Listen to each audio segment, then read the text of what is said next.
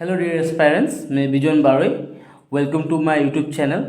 सो आज मैं आप लोगों के लिए एक स्पेशल वीडियो बनाने जा रहा हूँ। दैट इज़, इसका टॉपिक होगा आपका ज्योग्राफी। सो इस वीडियो में जितना भी क्वेश्चन होगा, सभी क्वेश्चन आप लोगों के लिए बहुत ही इंपॉर्टेंट है। बिकॉज मैंने जितना भी क्वेश्चन यहाँ पे पिक किया है, ये सभी क्वेश्चन प्रीवियसली कोई ना कोई कॉम्पिटिटिव एग्जाम में आया है। तो हर एक क्वेश्चन इंपॉर्टेंट है। आप लोग क्वेश्चन को देखिएगा और आंसर कीजिएगा। मैं उसके लिए आप लोगों को 15 to 20 सेकेंड का टाइम दे दूंगा, ठीक है। उसके बाद मैं आंसर को बोलूँगा। मैं भी एक्सप्लेनेशन नहीं भी दे सकता हूँ, बिकॉज एक्सप्लेनेशन देने से वीडियो ज़्यादा लंबा हो सकता है। तो मैं कोशिश करूँगा विदाउट एक्सप्लेनेशन आप लोगों को जितना शॉर्ट टाइम में ज़्यादा से ज़्यादा आप लोगों को क्वेश्चन दे सकूँ। तो चलिए अभी क्वेश्चन को देखते हैं और वन बाय वन करके उसको सॉल्व करते हैं। तो डियर एस्पायरेंट्स, इस वीडियो में मैं आप लोगों के साथ 20 मोस्ट इम्पॉर्टेंट ज्योग्राफी का एमसीक्यू शेयर करूंगा, ठीक है। तो आप लोग क्वेश्चन को देखिए और वन बाय वन आंसर कीजिएगा। सो आज का पहला क्वेश्चन है, विच of the following monsoons causes maximum rainfall in India. Bharatvarsh में जो सबसे ज़्यादा रेनफॉल होता है, ठीक है, वो कौन सा मानसून के वजह से होता है। There is option 1 a north east monsoon, या फिर साउथ वेस्ट मानसून, या फिर प्री मानसून, या फिर आपका ईस्ट एशिया मानसून। तो बताइए इन चारों ऑप्शन में से करेक्ट आंसर कौन सा होगा। आप सभी को पता है, जब मतलब मानसून का सीज़न आता है इंडिया में बहुत सारा बारिश लेके आता है साथ में ना। तो बेसिकली इंडिया में जो आपका ऑप्शन बी है, that is south west monsoon, इसके वजह से आपका बहुत सारा बारिश होता है इंडिया में। तो पहला क्वेश्चन का आंसर हो जाएगा आपका option B.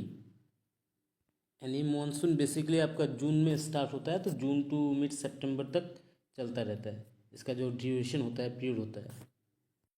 Question number 2, weather conditions change in which layer of atmosphere. Atmosphere का कौन सा लेयर में आपको आपको वेदर कंडीशन का जितना मतलब चेंजेस आता है वेदर कंडीशन में, ठीक है, वो मतलब changes in the weather phenomenon, ठीक है। कभी कभी आपको क्या दिखाई पड़ता है, बारिश होता है, धूप निकलता है, ठीक है ना, क्लाउड फॉर्मेशन होता है। तो बहुत सारा मतलब चेंजेस जो होता है वेदर के कंडीशन में, वो बेसिकली हम लोगों को कौन सा लेयर में दिखाया जाता है, हम लोग किस लेयर में उसको देख सकते हैं। ऑप्शन है ट्रोपोस्फियर, स्टेरोस्फियर, आयोनोस्फियर, या फिर एक्सोस्फियर। तो आपका करेक्ट आंसर बोलिए। टेक योर टाइम और आप लोग आंसर कीजिए, and at the end of the video आप लोगों का स्कोर कितना होता है काइंडली वो मेंशन कीजिएगा। सो इसका करेक्ट आंसर हो जाएगा। देखिए जितना भी मतलब वेदर कंडीशन होता है उसमें जो जो भी चेंज आता है वो बेसिकली कौन सा लेयर में दिखाया जाता है एटमॉस्फेयर का, वो दिखाया जाता है आपका ट्रोपोस्फियर में। क्लियर। यानी अगर वेदर कंडीशन के बारे में बताया जाए तो टेम्परेचर रेज होना, कम ना, बारिश होना, ठीक है, तो वो सब यहाँ पे आ जाता है। क्लाउड फॉर्मेशन होना, सब वेदर कंडीशन चेंज में आ जाता है। तो ये सब बेसिकली हम लोग को किस में दिखाई पड़ता है, दैट इज एटमॉस्फेयर का ट्रोपोस्फेयर लेयर में दिखाई पड़ता है। Question number 3, the line connecting places of equal temperatures is known as.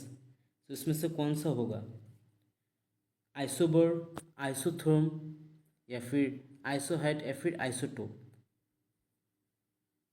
बताइए, टेक योर टाइम।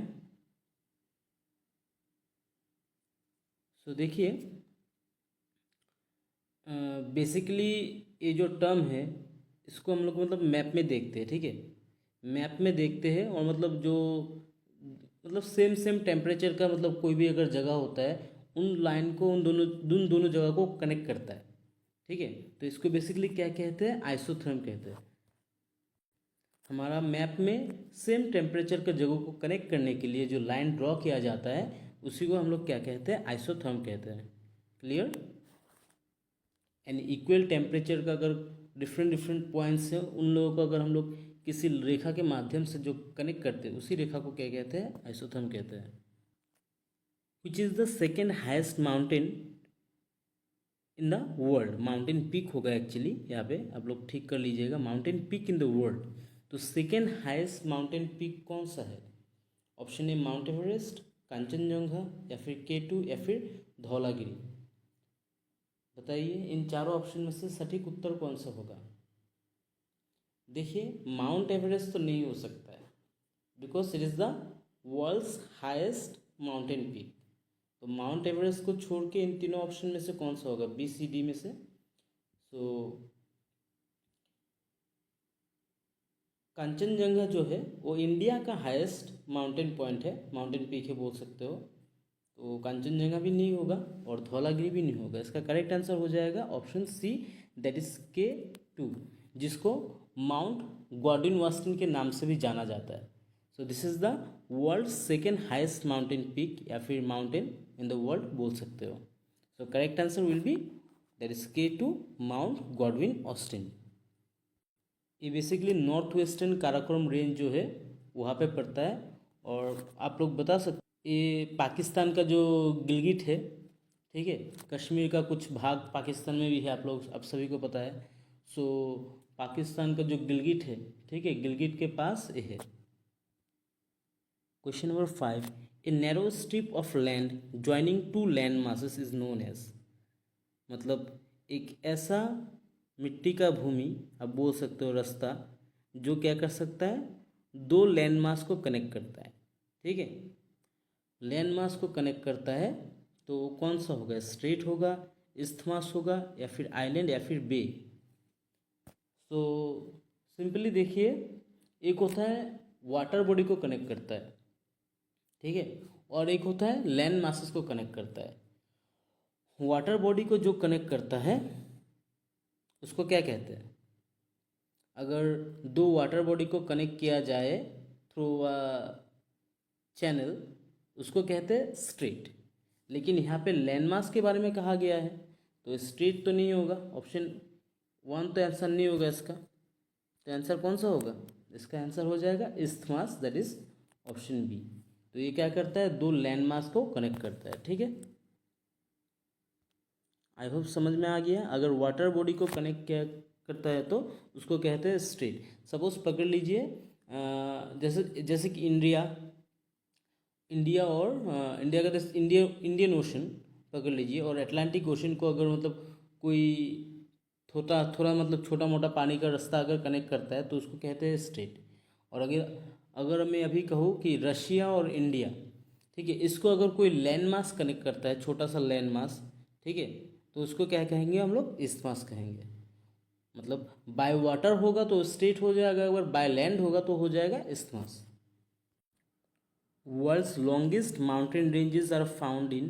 दुनिया का सबसे बड़ा या फिर दीर्घतम माउंटेन रेंज, पर्वतमाला, इन चारों ऑप्शन में से कौन सा है।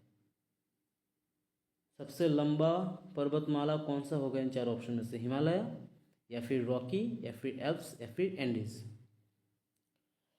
सो आप लोगों को याद रखना होगा, आप लोग बताइए, take your time for 10 seconds. एकदम इजी क्वेश्चन है, and the correct answer will be option D, Andes. आप लोगों से एक क्वेश्चन, आप लोग कमेंट बॉक्स में बताइएगा, ये एंडीज जो पर्वतमाला है, दुनिया का सबसे बड़ा लंबा पर्वतमाला, एक कौन सा कॉन्टिनेंट में है, यानी कौन सा महादेश में ये है, लोकेटेड है। तो आप लोगों को कमेंट बॉक्स में बताइएगा। The Great Barrier Reef is located at the coast of which of the following countries.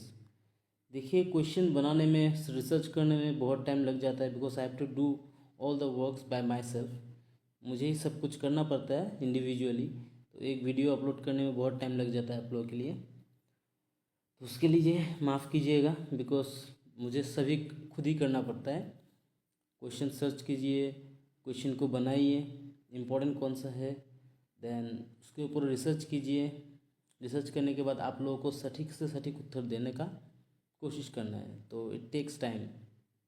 तो बताइए अभी, ग्रेट बैरियर रीफ जो एक कोरल रीफ है, ठीक है ना, वहाँ पे बहुत सारा कोरल मिलता है, एक कौन सा देश में है, साउथ अफ्रीका में है, या फिर आपका इंडोनेशिया में है, या फिर ऑस्ट्रेलिया, या फिर फिलीपींस। सो इसका करेक्ट आंसर कौन सा होगा, बताइए। इसका करेक्ट आंसर हो जाएगा आपका दैट इज ऑस्ट्रेलिया। ऑस्ट्रेलिया का जो क्वींसलैंड है वहाँ पे लोकेटेड है, ठीक है। और एक क्या है, यहाँ पे बहुत सारा कोरल मिलता है, कोरल रीफ के नाम से भी ये जाना जाता है।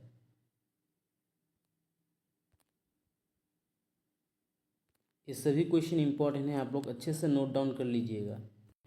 क्वेश्चन नंबर 8 बहुत ही इंपॉर्टेंट है, बिकॉज कॉम्पिटिटिव एग्ज़ाम में कोई भी सेंट्रल लेवल का अगर हो जाए ना, तो सेंट्रल लेवल के एग्ज़ाम में इस क्वेश्चन को मतलब बहुत बार पूछा गया है और पूछा जाता है, या फिर स्टेट लेवल का होने से भी उसको भी उसमें भी पूछा जाता है। बिकॉज आसाम एक क्या है, नॉर्थ ईस्टर्न रीजन का एक इम्पॉर्टेंट स्टेट है। तो Assam does not share her border with, so Assam का बॉर्डर किसके साथ शेयर नहीं हुआ है?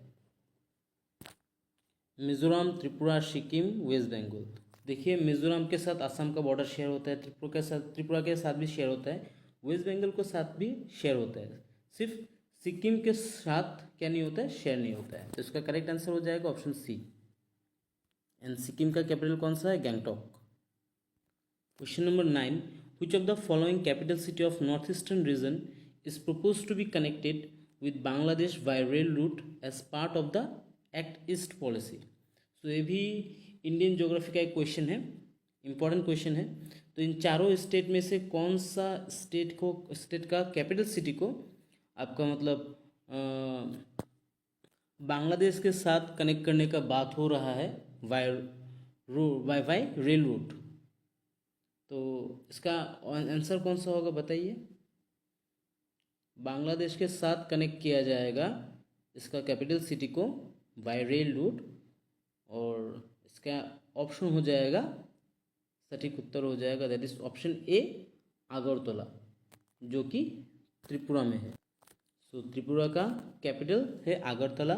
इस कैपिटल सिटी को कनेक्ट किया जाएगा बांग्लादेश के साथ bye rail route, and this is a part of Act East policy of India. Which country is the largest archaeopelagy country in the world? So इन चारों ऑप्शन में से कौन सा लार्जेस्ट आर्कियोपैलॉजी कंट्री है वर्ल्ड का? ऑप्शन है Philippines, Indonesia, Maldives and Malaysia. So इसका करेक्ट आंसर हो जाएगा कौन सा? इसका करेक्ट आंसर हो जाएगा that is option B, option B Indonesia. Which of the following rivers has the largest river basin in the Indian subcontinent? India में इन चारों रिवर्स में से किस रिवर का रिवर बेसिन सबसे लंबा है और सबसे बड़ा है? तो इन चारों रिवर में से किस रिवर का बेसिन एरिया सबसे ज़्यादा है? ब्रह्मपुत्र, इंदस, या फिर गंगा, या फिर द कृष्णा? सो इसका आंसर मैं बता देता हूँ। इसका आंसर होगा दैट इज इंडियाज लार्जेस्ट या फिर लॉन्गेस्ट रिवर कह सकते हो, longest river of India that is Ganga. So Ganga is the longest river of India as well as इसका बेसिन एरिया जो है, बेसिन कवर एरिया जो है वो सबसे बड़ा है। The boundary demarcation between India and Pakistan came into force on 17 August 1947। Which line divides this two countries? So आप सभी को पता है बिफोर 1947 इंडिया, पाकिस्तान, बांग्लादेश सब एक ही था, लेकिन 1947 के बाद जो देश का बंटवारा हुआ, और उस बंटवारा कब किया गया था, उस बंटवारे को कब किया गया था 17 अगस्त 1947 को। तो एट दैट टाइम जो इंडिया और पाकिस्तान का क्रिएशन हुआ था, इंडिया से सेपरेट हो गया था पाकिस्तान। तो जो बाउंड्री लाइन खींचा गया था इंडिया और पाकिस्तान के बीच में, उस बाउंड्री लाइन का नाम क्या है? डुरांड लाइन, या फिर रेड क्लिफ लाइन, या फिर मैकमोहन लाइन, या फिर गिलबर्ट लाइन? तो इसका करेक्ट आंसर कौन सा होगा? इसका करेक्ट आंसर होगा option B, that is Radcliffe Line. Got it? Question number 13, Ring of Fire is located at Atlantic Ocean, Indian Ocean, या फिर पैसिफिक ओशन, या फिर Arctic Ocean? So Ring of Fire कौन सा ocean में दिखाया जाता है, मतलब देख सकते हैं हम लोग कौन सा ओशन में? सो इसका करेक्ट आंसर हो जाएगा कौन सा, बताइए? टेक योर टाइम, एंड इसका करेक्ट आंसर होगा that is option C, Pacific Ocean. And this is the world's largest ocean, आप सभी को ये पता होगा शायद। चलिए, लार्जेस्ट तो पैसिफिक ओशन हो गया, मैंने बता दिया। आप सभी को कमेंट में बताना है कि कौन सा स्मॉलेस्ट ओशन हो, एंड साथ में ये भी मेंशन करना कौन सा ओशन का शेप जो है वो एस शेप का है, मतलब कौन सा ओशन एस शेप का है। ये आप लोगों के लिए homework. Which of the following neighbouring countries does not share land boundaries with India. So इन चारों ऑप्शन में से किस कंट्री का बाउंड्री इंडिया के साथ शेयर नहीं होता है?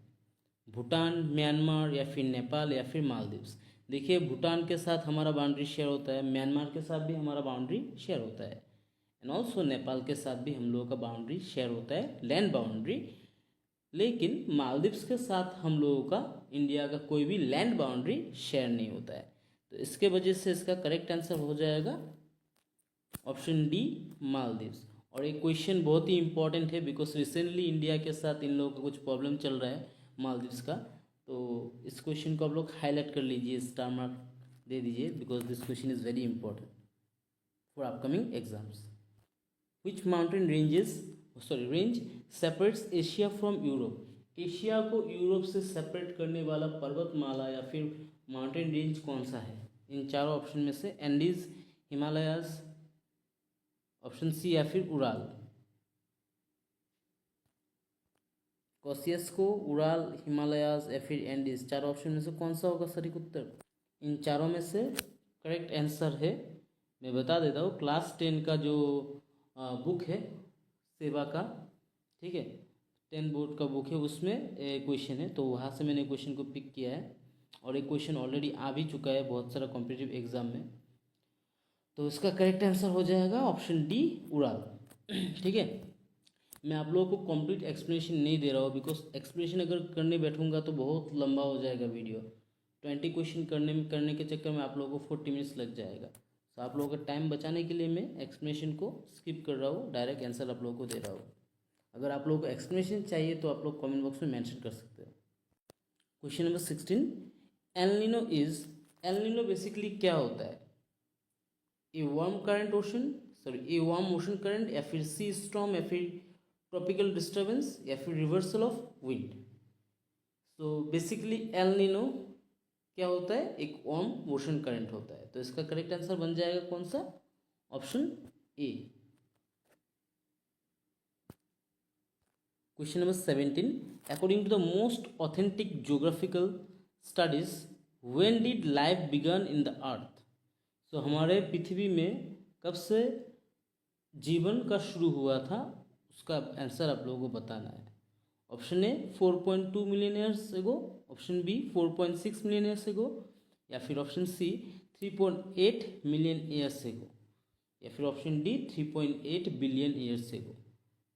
सो according to the most authentic geographical studies, उन लोगों के हिसाब से करेक्ट आंसर बन जाएगा option D, that is 3.8 billion years ago, पृथ्वी में जब लाइफ स्टार्ट हुआ था। The boundary line between India and China is called. India and China के बीच में जो बाउंड्री लाइन है उसको किस नाम से जाना जाता है? Durand Line, McMahon Line, Radcliffe Line, या फिर रेड लाइन। सो इसका करेक्ट आंसर हो जाएगा, बताइए कौन सा होगा? Take 10 seconds.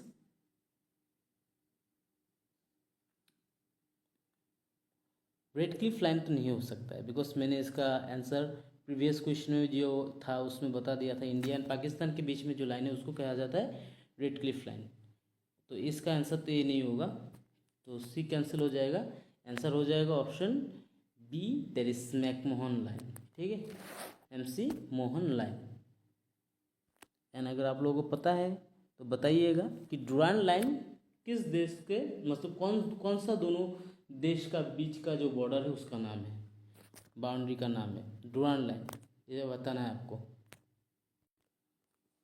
Which state does not share its boundary with Myanmar? Again, this question is very important for competitive exam purpose, for your competitive exam purpose. तो इन चारों ऑप्शन में से कौन सा स्टेट, इंडिया का स्टेट जो कि म्यांमार यानी बर्मा के साथ कोई बाउंड्री शेयर नहीं करता है? देखिए, अरुणाचल प्रदेश का अगर बारे में कहा जाए तो ये शेयर करता है, मिजोरम के साथ भी शेयर होता है, मणिपुर के साथ भी शेयर होता है, लेकिन जो सिक्किम है उसके साथ म्यांमार का यानी बर्मा का कोई बाउंड्री लाइन शेयर नहीं होता। तो इसका करेक्ट आंसर बन जाएगा ऑप्शन डी।